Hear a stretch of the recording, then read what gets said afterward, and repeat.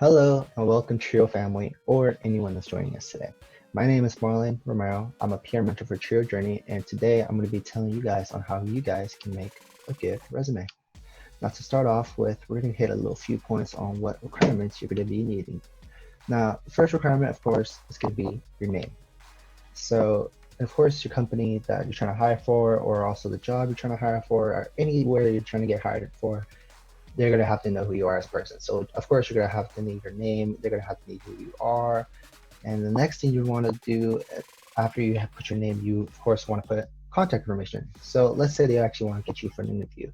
You'd want to at least leave them your phone number or your email address. Now, if you really feel safe about it, you could also leave your actual address. But I mostly highly recommend just putting your phone number or your email address, or if you got one.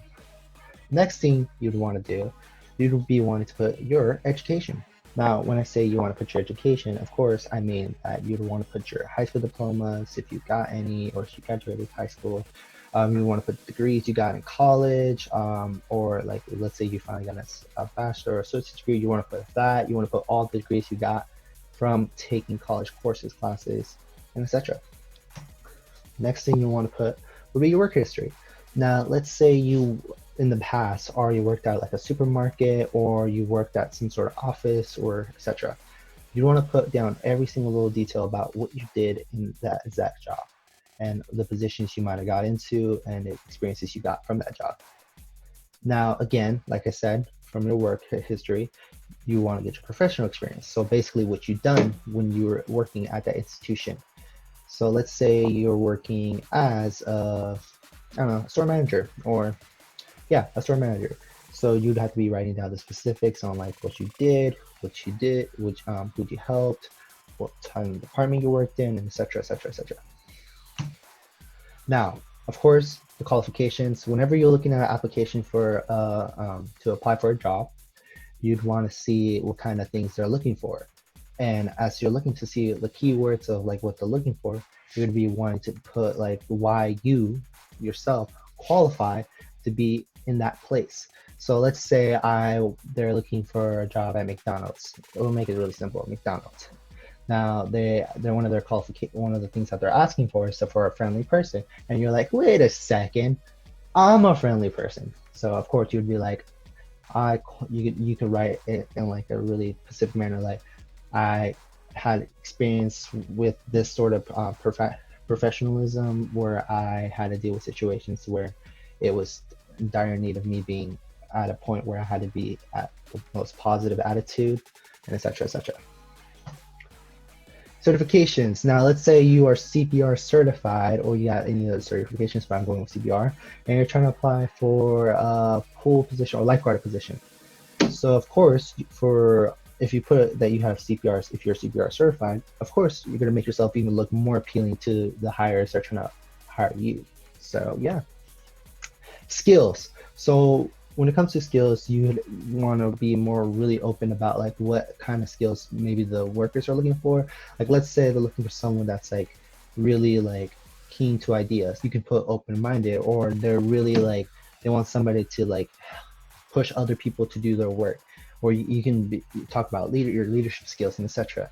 So really important skills would be usually around like leadership, being open-minded, being like aware of situations when it's happening, knowing how to deal with situations when they're happening, and etc. etc.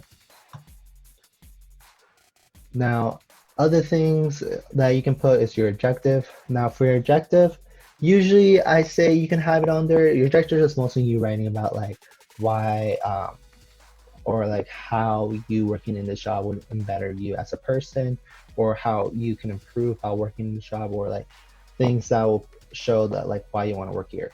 And we'll go over that more later into the presentation of this video, but your objectives mainly just used to describe those terms. Now, there's many types of resumes you can do depending on like how much experience you have. If you have low amount of experience to mid to high. Now, the one first off I'm going to be talking about is, of course, the high experiences. Now, the high experiences format is known to be the chronological format. So for the chronological format, usually you'd have to have several years experience in the work career that you are trying to get into, or you already been in. And also you'd have to work for several employers, and you've basically been doing it for a pretty decent amount of time.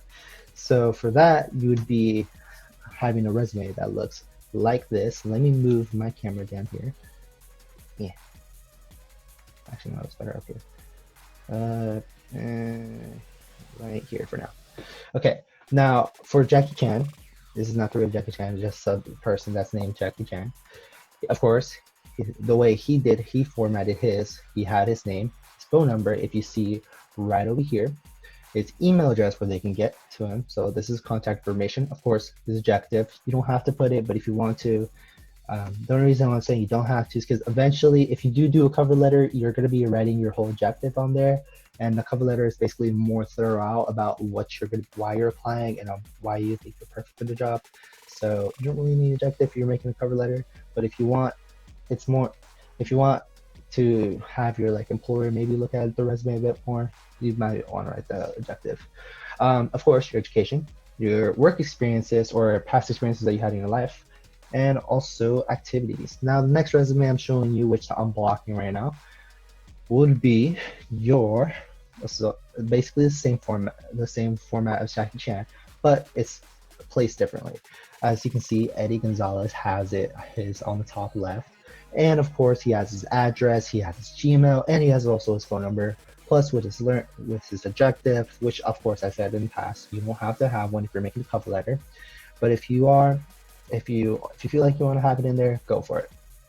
Also his education, so basically his past education that he had, his skills basically, and his experiences that he has in his past working life. So like right here, he's volunteered before. Also, he's worked as a construction assistant and also as an intern. And at the bottom, he's also part of activities. If you look really closely right there, he's done activities, he's been a part of the Construction Management Club, and yeah, that'd be mostly, is your basics on how do you make a congressional, functional, resume. Blah. Okay, now this one is the functional format. Now for a functional format resume, you really don't have to have a lot of experiences in working or educational. It mostly focuses on young kids, or not kids, just high schooler teens, mid-teens, trying to get a job. So they make a resume to make themselves show their experiences, what they have. So mostly for a high schooler type of resume, you would be having, of course, your name, phone number, Gmail if you do have one, your objective, so what you hope that you can attain, or what you can learn and how you be able to cover these grounds. Also your education, if you're still in high school or middle school, or you're barely starting college, you'd put the things you accomplished and the things you're trying to push forward to right now. So let's say you're currently a high school student. Of course, you wouldn't say that you graduated with a high school diploma yet. You would say still trying to graduate. So they don't have it in this one, but usually for a high school one, they would have from what year they started to the year that they'll end. And yeah, that's how you do it on the high school. Skills and qualifications. Now, also for a high school student, they would usually put all the skills, the past life they've done.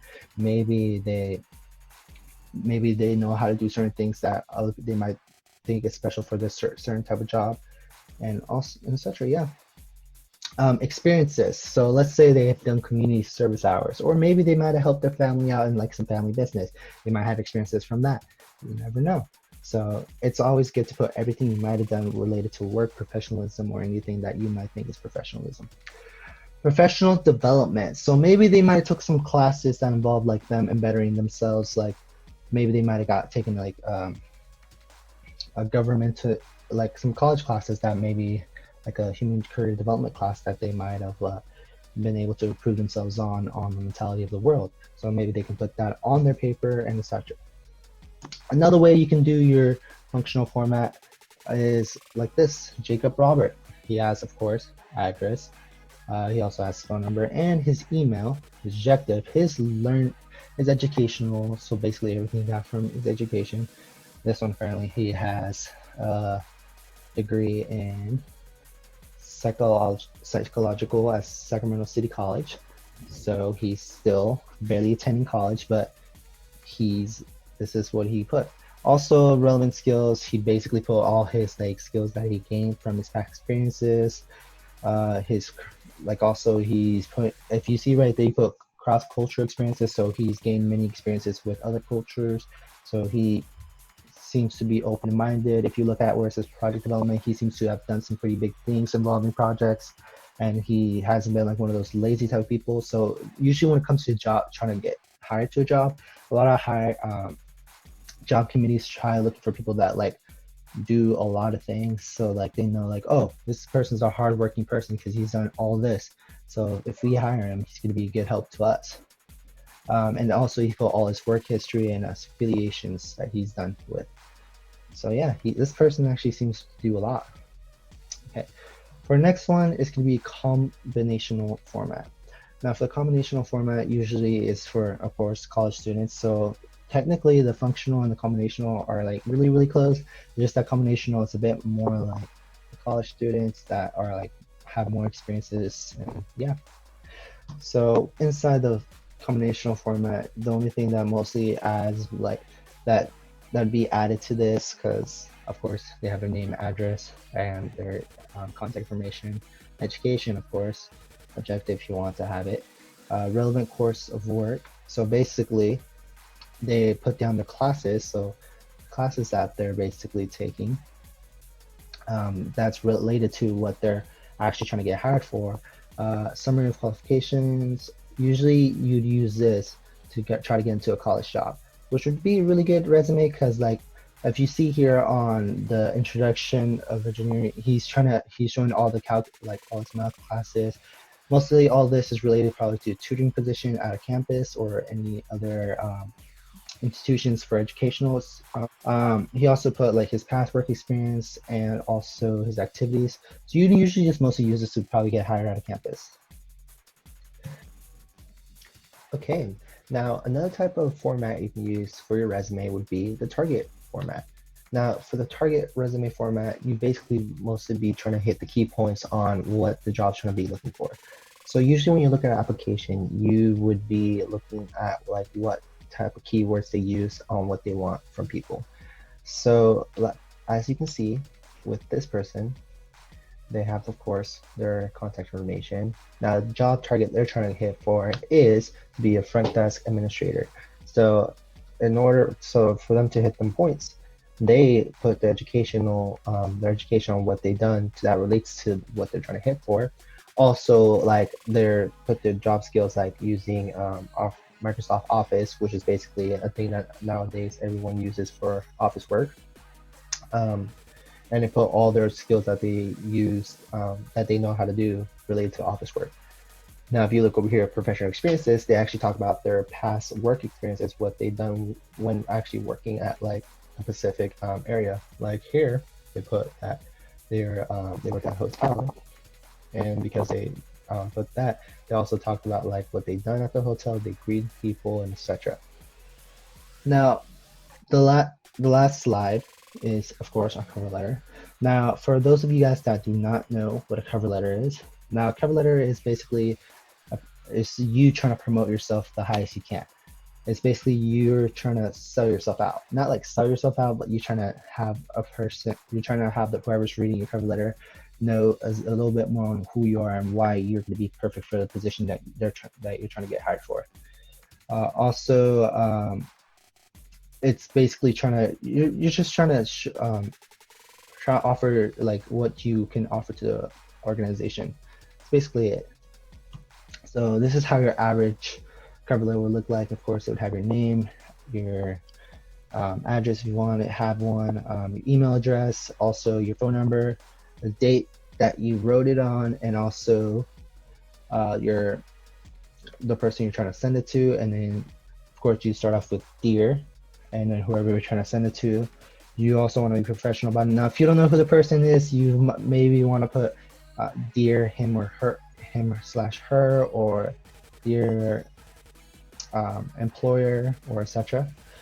And then you'd write, of course, about why you're trying to write for the position, why you think you're going to be good for this position, why you agree with what some of the things that they're trying to do for their job or program that you're trying to get hired at, and then at the end you also want to really include that you're to thank them about for reading the thank them for taking their time to maybe take you into consideration.